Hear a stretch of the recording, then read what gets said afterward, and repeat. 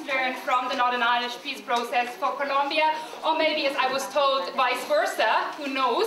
I would like to present to you this very vivid panel of speakers. My name is Melanie Höver, and I'm the Deputy Director in the Institute for British-Irish Study, who's co-organizing this event with the Latin America Solidarity Centre, the School of Politics and International Relations in University College Dublin, and this event is supported financially by the Irish Department of Foreign Affairs and Trade Conflict Resolution Unit. Now I will introduce you to the panel, but the program for today is that we have 4 interventions. We don't call it presentations because they will be just short interventions, 2 from Colombia and 2 from Northern Ireland.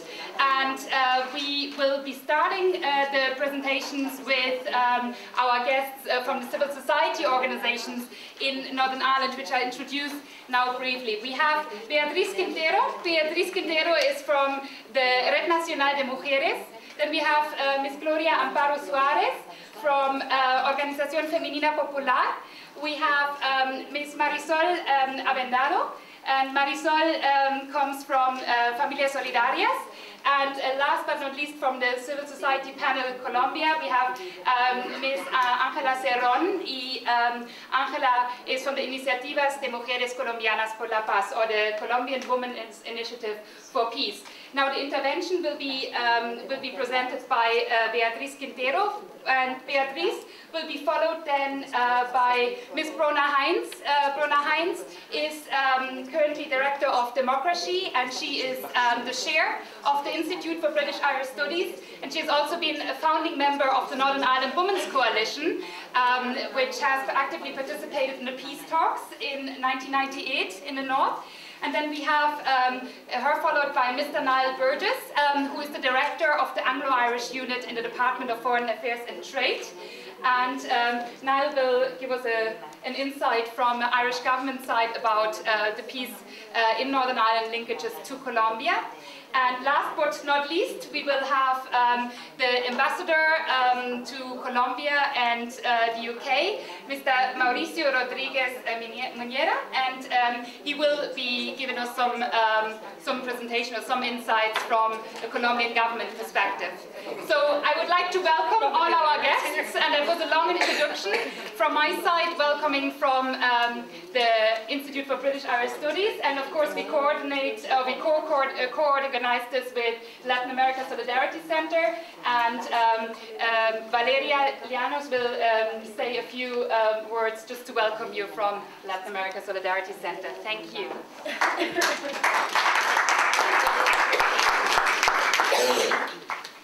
Buenas noches para todos y para todas. Muchas gracias por venir a este encuentro en la noche de hoy. Welcome everyone. Thank you for coming to this event. I am Valeria Llanos, Colombian citizen and representative in this occasion of the Latin America Solidarity Center here in Dublin. For me, it's easier to write down some of the ideas, even if there is. On behalf of LASC, it is a pleasure to be here tonight to share some ideas, achievements, and concerns about the ongoing Colombian peace process and from the experiences of the conflict and peace building in Northern Ireland. When it comes to talk about peace in Colombia, lots of issues need to be taken into account. After 50 years of internal conflict, it seems that in the last decade, all the consequences of the periods have come together. And Colombianos and Colombianas have had enough. We salute the peace negotiations, but also we salute the inclusion of other issues in the agenda of this process. The peace negotiations, more than a bilateral process, are a series of goals, projects for a whole nation to define its nature, its challenges, and its dreams.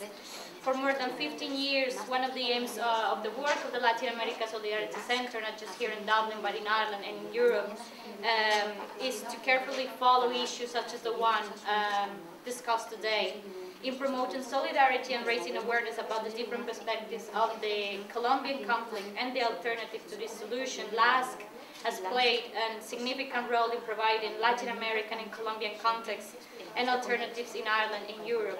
We are happy to keep contributing to this continuous objective of political accountability, campaigning solidarity, and cultural promotion linking Ireland and Latin America. So welcome and thank you very much. Thank you very much. Thank you, and thank you, Valeria. And I would like to invite now a presentation of Beatriz on, she will say some kind of words on behalf of the 4 participants, but everyone will intervene, every one of the 4 participants who just arrived yesterday, by the way, from Colombia, and will be guests with us until Thursday. But they will all intervene, but just to make the translation a bit shorter, this short intervention will be presented by Beatriz. Beatriz. Buenas noches. Yo agradezco mucho la invitación y esta participación. I'm very grateful for this invitation and the participation in this. Y nos alegra mucho este público interesado en lo que pasa en Colombia. We're very happy with this audience and interested in everything that's happening in Colombia. Para nosotras es muy importante porque estamos en un momento muy importante de la historia colombiana. This is very important for us because we're in a very important point in our history of the Colombian, in this actual current events that are occurring in Colombia right now. Voy a hablar muy corto porque pienso que es más importante tener una conversación con todos ustedes, con el embajador y con todas las personas que quieren saber más de Colombia. I'll be very brief because I think it's important to have a conversation with all the guests and the members of this panel, especially the ambassador and the people of Northern Ireland. El mensaje que queremos traer, tres mensajes claves que los voy a intentar resumir de conversaciones que hemos tenido nosotras. We have a message, 3 important messages that I'm going to resume that have been discussed with the 4 of us. El conflicto colombiano es largo y ha pasado por muchos periodos. The Colombian conflict is very long and it has been gone through with a lot of periods in between. Hoy en Colombia estamos en un proceso muy interesante de terminación del conflicto y por una razón fundamental. Now in Colombia we are going through a process very important of the termination of the conflict. Se quiere terminar, y la población colombiana lo quiere terminar porque es un conflicto que no ha aportado nada, muy poquito. It's going to finish and we want it to finish and people of Colombia want the conflict to finish because it hasn't bring anything to the people of Colombia. Y otro es que la paz es un proceso de construcción permanente. And also that peace is a constant process of construction. Entonces quiero leer unos párrafos que tenía aquí para ustedes. I want to read a few paragraphs that I have written for you. El conflicto armado colombiano ha tenido como protagonistas históricos a las FARC y al ELN. The Colombian armed conflict has had protagonists of, in his history, the FARC and the ELN. A la fuerza pública Also y al paramilitarismo en distintos periodos. And the different expressions of paramilitarism in different periods of their time. Indudablemente, la guerrilla de las FARC y el ELN son respuesta a una exclusión política y social. FARC and the ELN are the response of the exclusion of policies and are response of political and social exclusion. Después del fracaso de los diálogos del Caguán en el 2001, after the failures of the dialogues in El Caguán in the 2001, se da una confrontación de un poco más de 8 años entre gobierno y guerrillas. There is a confrontation between the government and the guerrilla for about 8 years. Donde las FARC han sido debilitadas militarmente. Where the FARC have been military diminished by the government. Weakened. En el actual gobierno se propone hacer un nuevo diálogo entre guerrilla y gobierno. The current government has started a dialogue between guerrilla and government. Ambos han aceptado esta apuesta. Both accepted this proposal. Este acuerdo entre las partes busca el cierre del conflicto armado con este grupo y su reincorporación a la vida civil. This agreement aims to stop the armed conflict and the reintegration of this group to the civil society. Las implicaciones para la sociedad son relevantes para la construcción de paz y la búsqueda de la reconciliación. The implications for society are relevant for the construction of peace and search for reconciliation. En este modelo de negociación se han definido 3 fases. In this model of negotiation, there has been defined 3 phases. Exploración, Exploration, negociación y negotiation, validación de los acuerdos. and validation of the agreements. La primera fase de exploración The first se phase of exploration hizo, dijéramos, en forma secreta entre gobierno y guerrilla. it was made in secret by government and guerrilla. En este momento estamos en la fase de negociación y falta la de validación. In this moment, we're going in the phase of negotiation and we're missing the validation process. Esta segunda fase de negociación tendrá como resultado un acuerdo de una agenda restringida a 5 puntos. This second phase of negotiation will be resumed to a 5-point agenda, Que son desarrollo rural, rural development, las garantías para el ejercicio de la oposición política y de la participación ciudadana, the guarantees for the political opposition and the civil participation, el narcotráfico, narcotraffic, derechos de las víctimas the rights of the victims, y el último, que es la dejación de las armas. and the last is the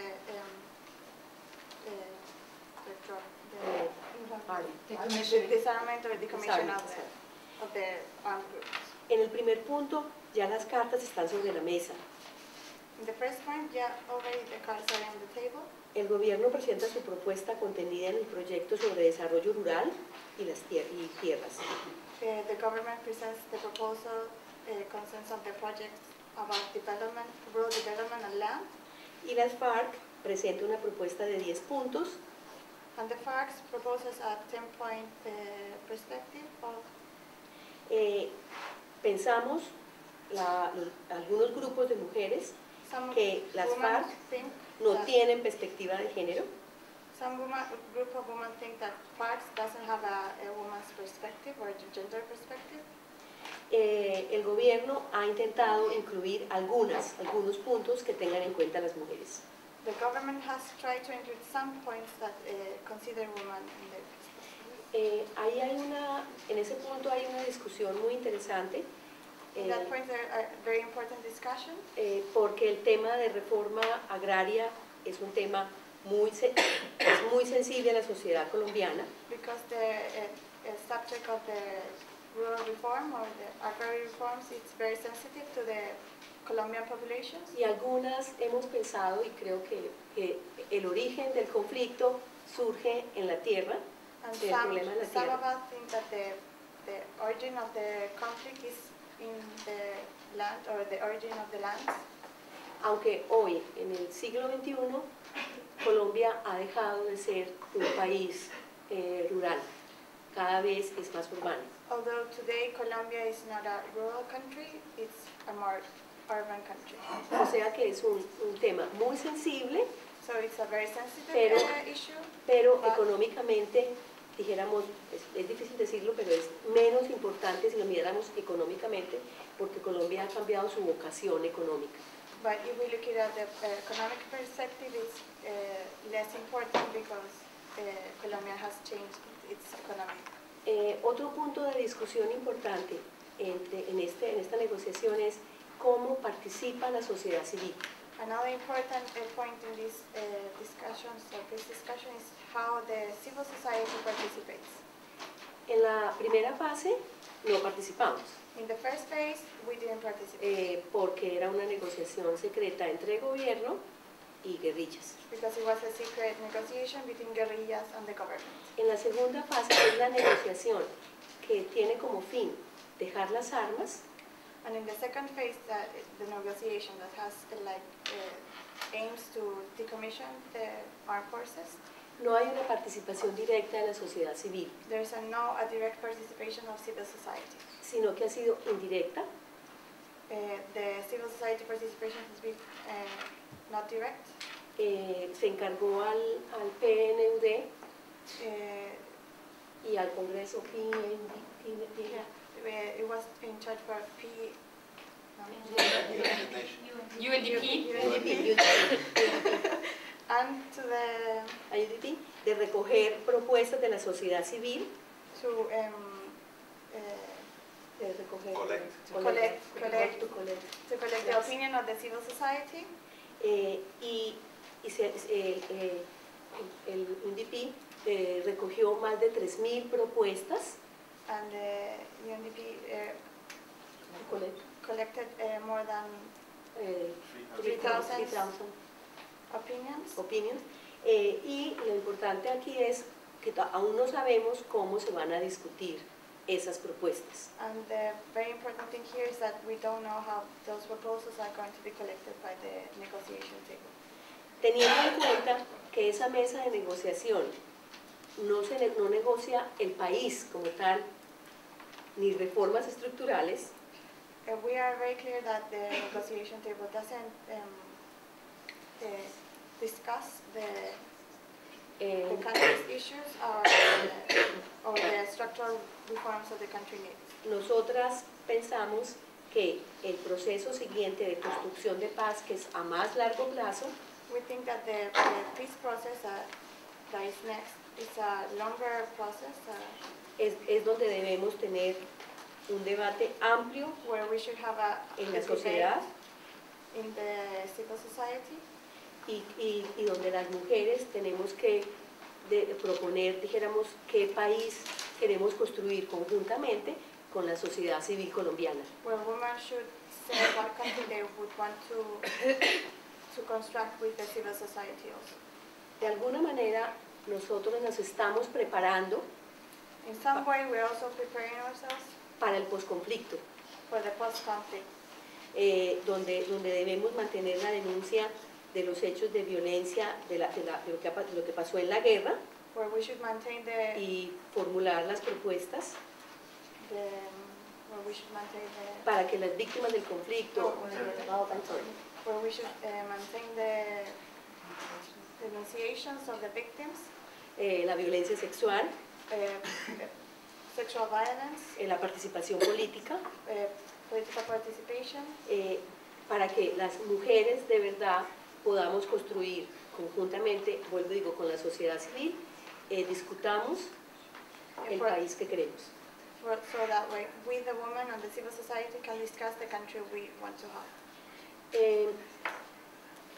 Para nosotras es muy importante, creo que también queremos dar un mensaje, es nosotras somos mujeres pacifistas, For us, it's very important to transmit this message that we are pacifist women, que pensamos que la guerra no se justifica that we think that war is not justified por ninguna circunstancia, in any circumstances, y que estamos en este proceso y no queremos que ni las derechas ni las izquierdas combinen las formas de lucha. and we don't want that either right or left wings combine the different forms of Different struggle. forms.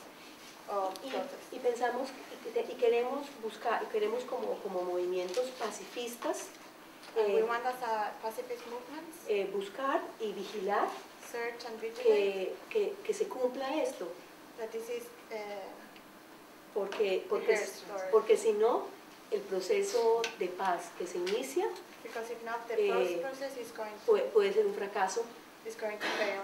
y siento que la sociedad colombiana And we feel that the Colombian society, no soportamos un fracaso más. we can't take any more failures. Entonces es muy importante para nosotras cuando decimos que queremos vigilar el proceso, So it's very important to us when we say we want to vigilate the process, es vigilarlo para que vigilate it, se cumplan or los monitor it, acuerdos. the agreements are being made or accomplished. and Indudablemente implemented. sí queremos buscar que la agenda de las mujeres, And we also want to search that the agenda of women, y cuando digo agenda de las mujeres, incluyo participación política, and when I say women's agenda, I said political participation, en búsqueda de paridad, in search for parity, derechos sexuales y reproductivos, sexual rights and reproductive rights, eliminación de las violencias contra las mujeres, the elimination of violence against women, que esas dijéramos, peticiones y exigencias de las mujeres that those demands of women se incluyan en esa agenda del país are being included in that country's biggest agenda que pretendemos construir. that we pretend to construct. Gracias. Thank you.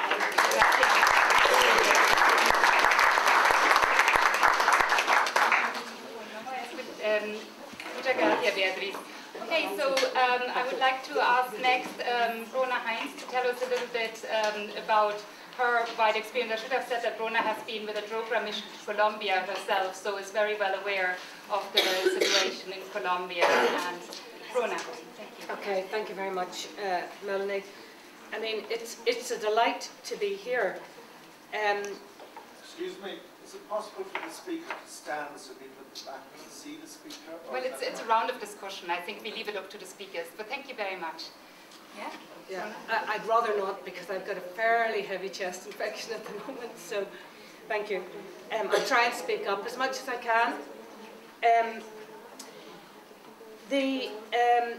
I'm delighted to be here, and I'm going to be very pleased to welcome you to Northern Ireland tomorrow, and I will be participating in the round table in Queen's University tomorrow.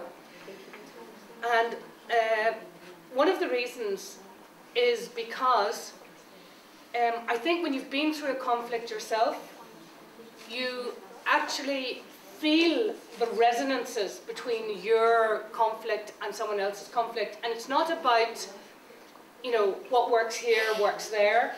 But when you're involved in conflict, you're always looking out for any grain of assistance that you can have and see how it works in your own situation. Certainly that's what we were doing in Northern Ireland, and I think that's also what you're doing. And it's very much vice versa, because we can also talk about what stage we're at in the peace process. And some people might think we're failing at the moment. That's actually not my view. But we're at a certain stage and a certain plateau, and we have to move on. And I think that we cannot possibly suggest that we have not succeeded quite a lot in terms of a degree of political stability, a semi-functioning government, even if they're not collaborating fully, and a huge reduction in violence, even though we have some dissidents at the moment. So many things have changed. But one of the things that, and I have been engaged in dialogue with people from many different countries, and of all of the countries I've been involved with, I find Colombia the closest to Northern Ireland. And it's not that the conflict is the same, but actually, for me, what is very similar is the level and quality and extent of activism among CSOs right across the field. I think Northern Ireland has that in abundance, and Colombia has that in abundance. And I absolutely fundamentally believe that CSOs are central to assisting movement towards negotiation of a political agreement and to building the peace. And I separate those two things because I think they are different stages. So I wanted to say that. The other thing which rang true to me was when the first speaker talked about Colombians had had enough.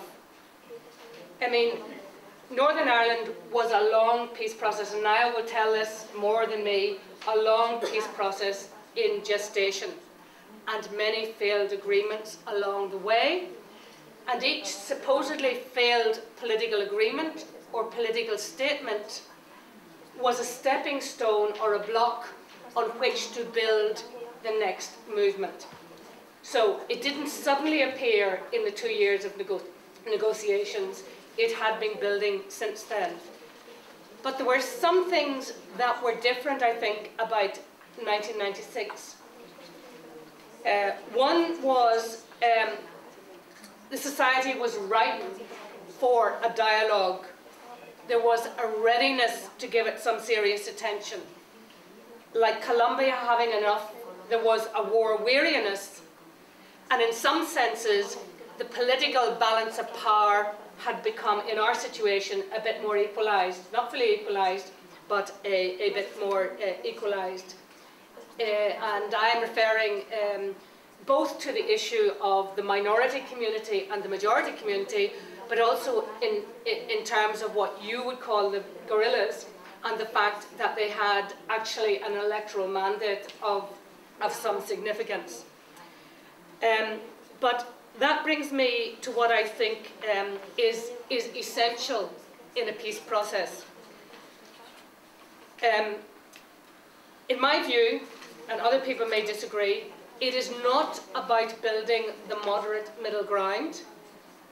What worked in Northern Ireland from 96 to 98 was actually building an inclusive process across the piece. Now, there will be political elite discussions, but it was important that, in fact, we engaged all the main stakeholders, including those who were involved in armed conflict on both sides. That posed a problem in our situation, and in order to sanitize some of them who didn't have an electoral mandate, we had an election for multi-party talks. And that gave an endorsement to the process and to the participation of some of the elements. And it was on the coattails of the British and Irish governments agreeing this process of election, in fact, to bring in paramilitary and guerrilla groups, that enabled a group like the Women's Coalition to form very quickly and get itself an electoral mandate with actually no background in fighting electoral politics. And we can talk about that a bit later if you like. But so there's an issue about an inclusive process. But I remember that it took us a very long time, even after that election, to kickstart the negotiations, because the row was what was going to go into the agenda. So I'm also a believer of an inclusive, of what I call a comprehensive agenda.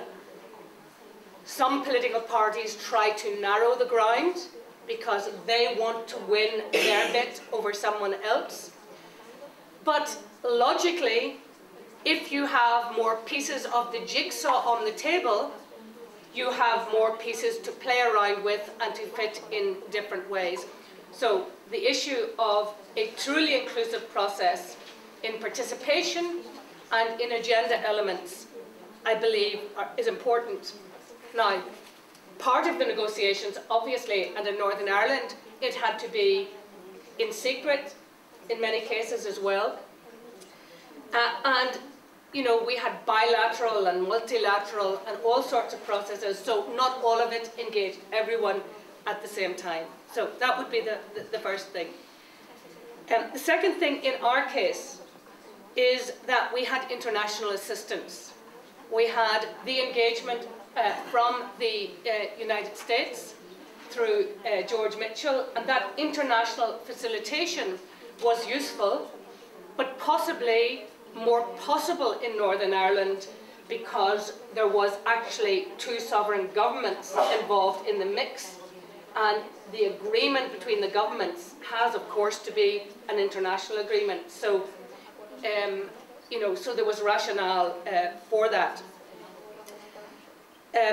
But secondly, what was important was the the British and Irish government, in working up to the political negotiations, had been looking after different sides of the process, and that is necessary. And there was a certain amount of that also going on during the negotiations. But what was important was that the two governments sorted out some of their differences and started to get on the same page with some of the issues. So that, I think, and that's the international framework. The other thing I want to say at this stage, the important elements of the agreement, and I know I see Niall's got the page open around equality, rights and safeguards, so I'm not going to steal his thunder. But actually, I think that's really what CSOs, and if we are delivering for the common people, there has to be a standard of equality, rights and safeguards of the different differences. There has to be decommissioning or disarmament and reduction of violence. In our case, one of the legacies that we are dealing with, and this has worked successfully and sometimes not so successfully in other places, we didn't actually have a demobilization and reintegration process. So there are issues arising now about paramilitary gatekeepers in relation to communities. So that would be one of the issues that I would raise. The other element, and security is always an important issue, and security and the security institutions have been used in one cause or another. So actually changing and, in a sense, neutralising and enabling a common ownership of security, in my view, is an important process. So absolutely critical in our negotiations was a reform of policing. And I suppose I would refer to two elements of that in particular. And actually the role, and women played, and we can talk about that, a small but important role in the negotiations themselves, and a hugely important role in community relations with policing, when policing wasn't acceptable after the agreement was made.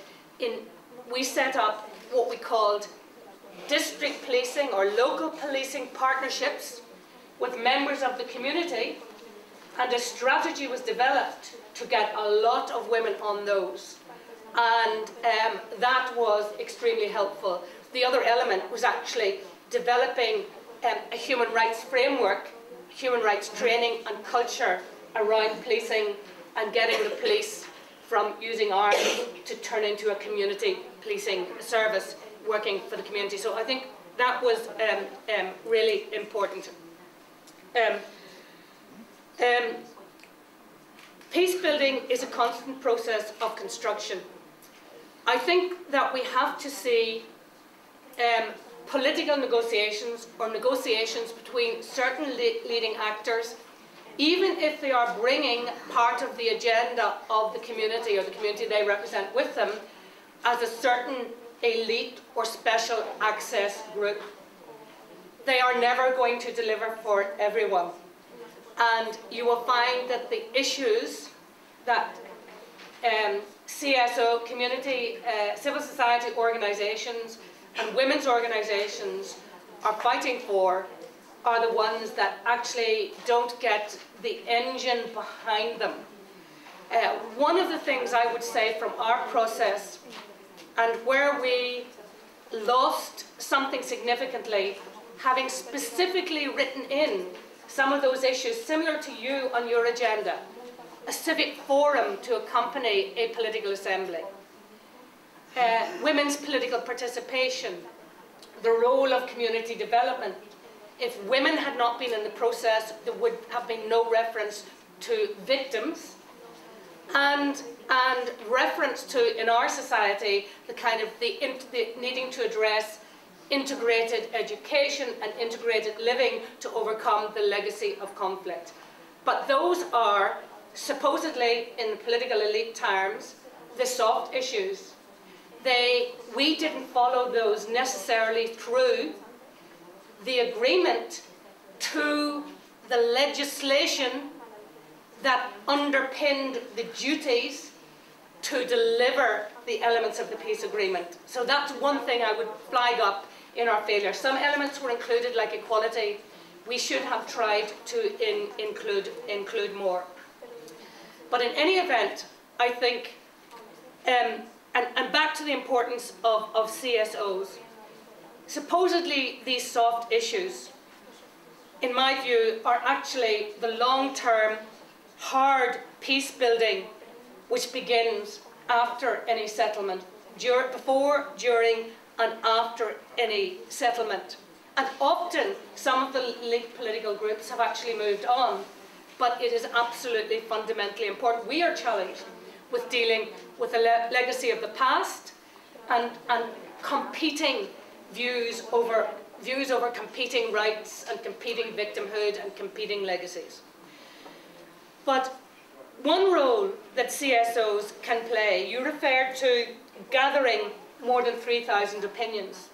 That is very similar to a piece of work that was done in Northern Ireland to develop some of the groundswell and the mood for political discussion, and the development of some key concepts and words that could be used, because the language that is used is often important. And we had our own international OPSAL commission, which actually took views right across this island, mostly in Northern Ireland, but across this island and in England, and actually expressed the community views of the kind of society and the kind of challenges ahead. That's one thing. The second thing I would say that CSOs must do is not just test the language, test concepts, which is actually what the Women's Coalition, which came from a CSO base, did during the negotiations. So I've talked about the OPSAL Commission pre-negotiations, the Women's Coalition right inside the heart of the negotiations.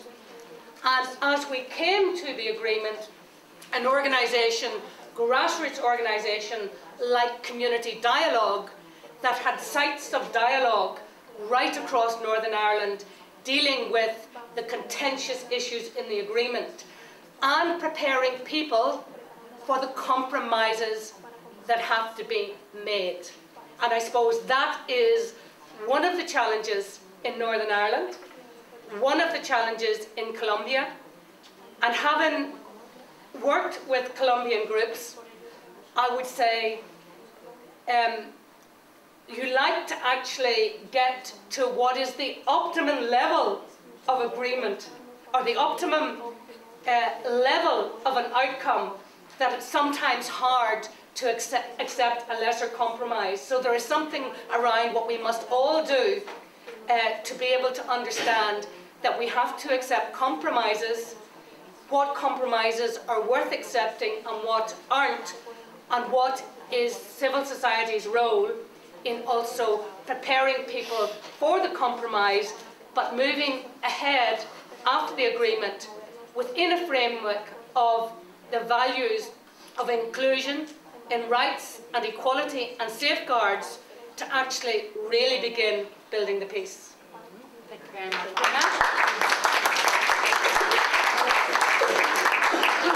So next we hear the promised insights, deeper insights into the peace negotiations, and looking at links from there to what we heard in Colombia from Mr. Niall Burgess. Thank you very much.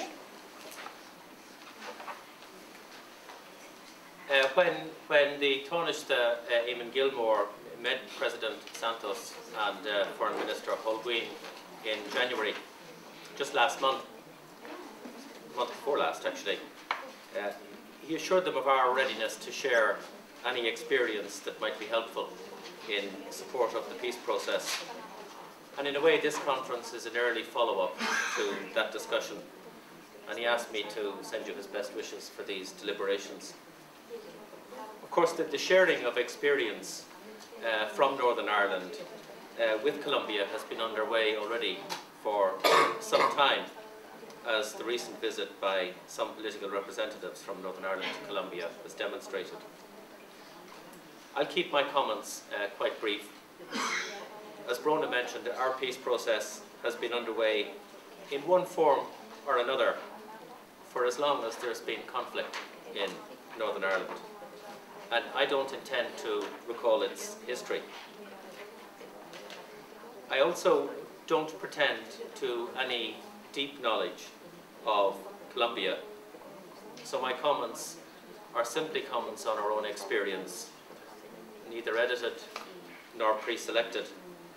And I hope that what's seen as relevant might be used or reflected on, and what's not, discarded. What I intend to do is simply make a few general comments. Some of them overlap with the comments that Bronagh has already made. We've never shared a panel discussion before, and it's quite striking that I was looking at her notes as she was looking at mine, and it's quite striking how similar they are, and that gives me some reassurance, I have to say. But my perspective isn't a bird's eye perspective. You can never stand outside your own experience and look back as though in some way you're looking at it in a neutral or a dispassionate way. When I joined the Department of Foreign Affairs, my first job in the department back in the mid-1980s was to monitor the news reports from the previous evening, to monitor what had happened, the killings or the atrocities of the previous night, and to prepare statements, government statements in response. And ever since then, I have been drawn back again and again in one form or another to the peace process. And I can't disentangle myself from my own experience from that. And I think that will be reflected in some of the general comments that I make. First comment.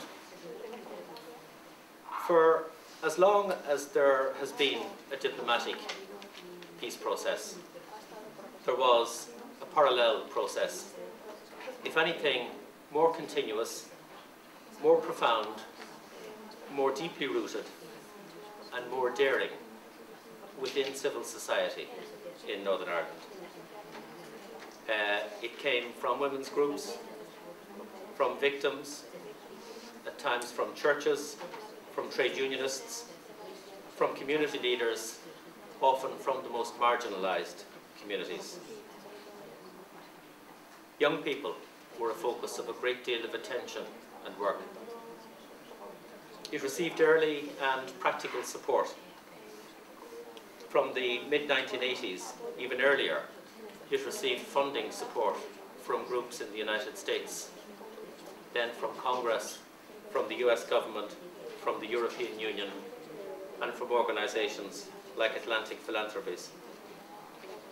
And at times when the political and diplomatic process seemed to stall, it was civil society that showed its impatience with the setbacks. Often it was civil society that showed the way. When I think back of a diplomatic process, but I have to remind myself continuously that it was only one strand, and often was not the most important strand in the process. Second, and again I think this is particularly an Irish government perspective, the key to the diplomatic process, what unlocked a successful diplomatic process, was patient work to develop a consensus between the British and Irish governments, a shared analysis of what the problem was. For the first 15 years in Northern Ireland, after the outbreak of violence, the two governments fundamentally and publicly disagreed. It was only in the mid-1980s, with the development of the agreement of the Anglo-Irish Agreement, that the two governments began to work very, very closely on every detail related to Northern Ireland. That Anglo-Irish agreement gave the Irish government the right to be consulted. And out of it, there began a continuous dialogue at official level and at political level, which over time, I think it took 8 years after the Anglo-Irish agreement, led to a consensus between the two governments on a strategic framework within which peace could be envisaged. And this is the 20th anniversary of that agreement. It was called the Downing Street Declaration. And therein lies the essence of the diplomatic process.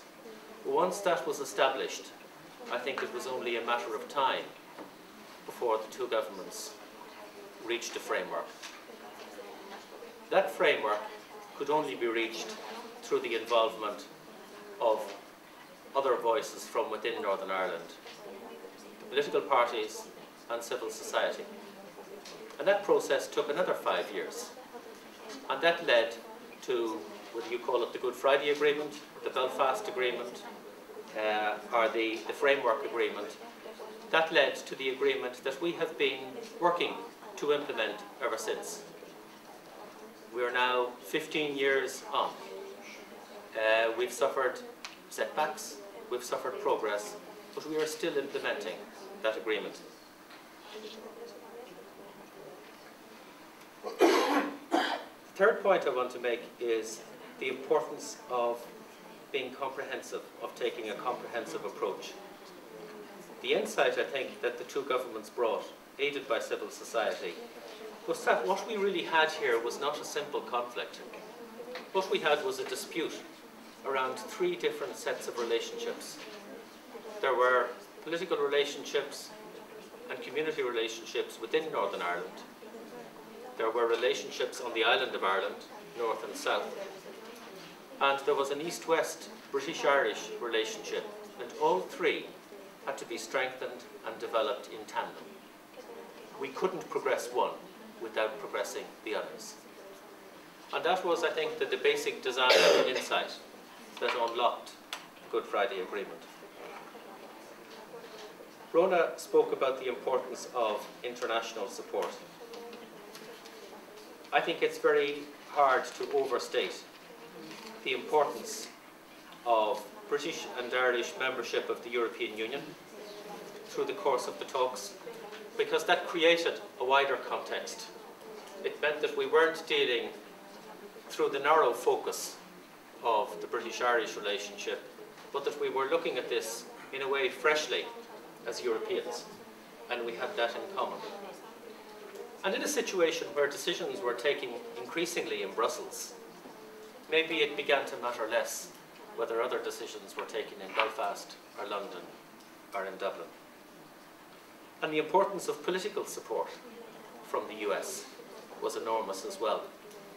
Successive presidents, successive administrations, whether Republican or Democratic, paid time and attention to the peace process in Northern Ireland. Successive presidents picked up the phone when they needed to and encouraged and nudged political progress. And that was hugely important, and in some ways still is. The other point I wanted to make was,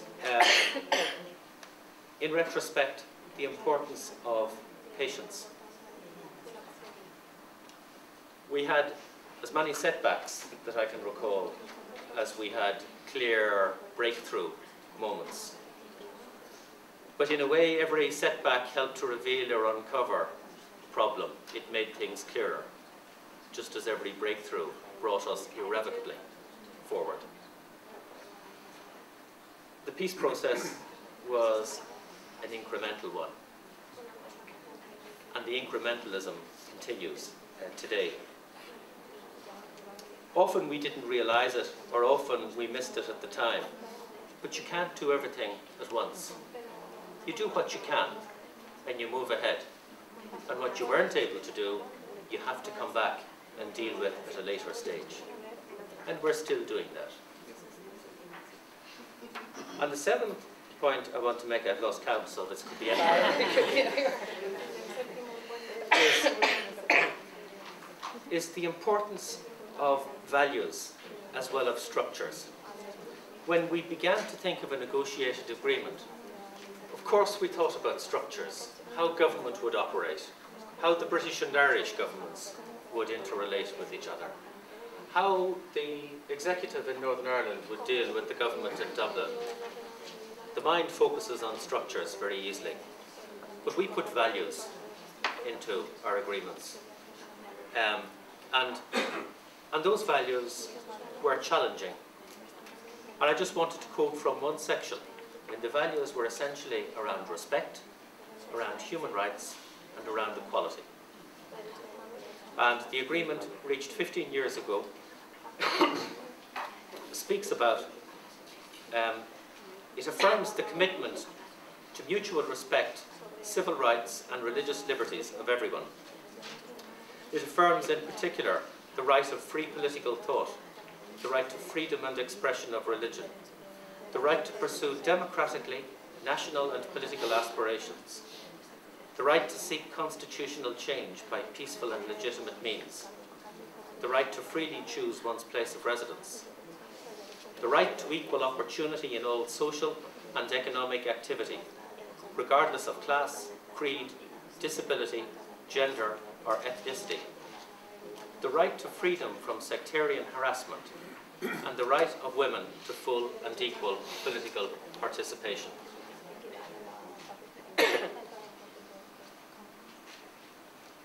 And finally, I suppose it's an obvious point, but I can't say it was always obvious to me that peace is not an end in itself. When we talk of a peace process, we think of peace as being the objective. Actually, peace is the necessary enabling condition for a far deeper reconciliation, and that deeper reconciliation is in some respects far more challenging. That's why our process is still underway so long after the agreements were reached. We need to remind ourselves constantly that although things sometimes seem difficult on a day-to-day basis, you have to raise your sights. You have to often remind yourself of the vision and the values that underpinned your work. And that process of reconciliation is actually the work of decades. But it brings tremendous social, political and societal benefits. The process of work that began in 1985 between the British and Irish governments is still underway today. If you walk 3 minutes from here to the Garden of Remembrance, you'll visit the site that Queen Elizabeth visited when she was in Ireland 2 years ago, where she laid a wreath and bowed her head in recognition of those who had fought and given their lives for Irish freedom. And when she spoke that evening, she spoke of the importance of bowing to the past, but not being bowed to the past. And if that set the seal of normality on relations between Britain and Ireland, then the challenge that we have to face now, as two governments, is to try and imagine what normality now really looks like. That what a relationship where you invest in closer economic cooperation might actually look like. So, for all of its challenges, the peace process continues to yield dividends. And no matter what the particular situation in the circumstances in Colombia, I think that's one lesson from our peace process that has universal applicability. Thank you. Thank you.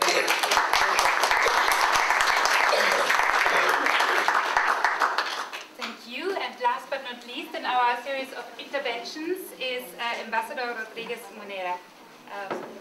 Thank you. Good evening. Thanks to all of you for your presence this evening and for your interest in Colombia and in our very exciting peace process. My very special thanks to Dr. Melanie for the invitation to share some thoughts about what has been said in this important and interesting conversation. Thank you very much to the Institute for British-Irish Studies from UCD, to the Latin American Solidarity Center, to the Department of Foreign Affairs and Trade Conflict Resolution Unit, to Niall, Bronagh, Beatriz, Gloria, Marisol, Angela, very welcome, Colombian women, to Ireland. Very proud to have you here, very happy to have you here. I hope you have a great time. And thanks for your contribution to peace in Colombia. As I will refer to later, women play a crucial role in building peace and keeping peace in Colombia and in the rest of the world. A few comments in relation to what I've heard so far this evening.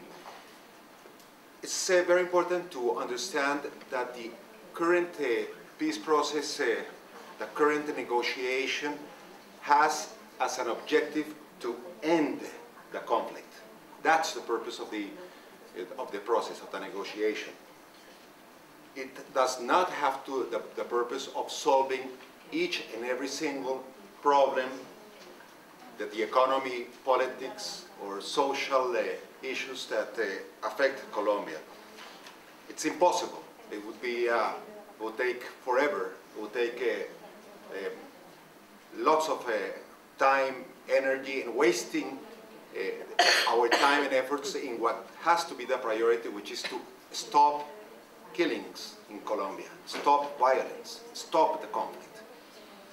What we need is, after we reach this peace, is to have a democratic process to take care of bringing the possibilities to all the parties, from right, center, and left, to express their proposals, their ideas, their suggestions, and then the Colombians will vote for those changes, reforms, different models that they want to have in the country.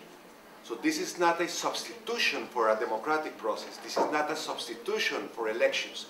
This is a process in which we are negotiating the end of a conflict and the beginning of a new phase in which democracy will give possibilities to everybody to participate without any risk, without any restriction, without any limitation, as we have done in the past. And this is very important to emphasize. Colombia has had successful experiences in dealing with peace process, demobilizing and incorporating into political life other guerrillas. The most prominent case is the case of the M19. We reached a peace agreement with the M19 more than 20 years ago. And just to give you an example, the current mayor of Bogota, the second most important political job in the country, is in the hands of a Mr. Gustavo Petro, a former M19 guerrilla leader. So that proves that Colombian democracy is ripe, is mature, is safe for all sorts of opinions and alternatives, and that if they want to express their proposals to society, we welcome them. And that's our dream, that's what we want. We want the FARC leaders to become political leaders. We want them to be in Congress or in public forums discussing the reforms that they believe that Colombia needs to undertake. And then it will be up to the Colombian people to decide if their alternatives are better than the ones offered by the traditional parties or new movements. That's what we want in Colombia.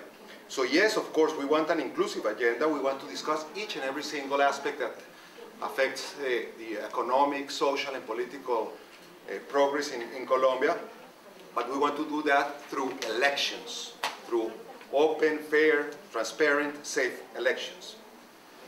Second point I want to stress, which is extremely important, and you can help us in that purpose.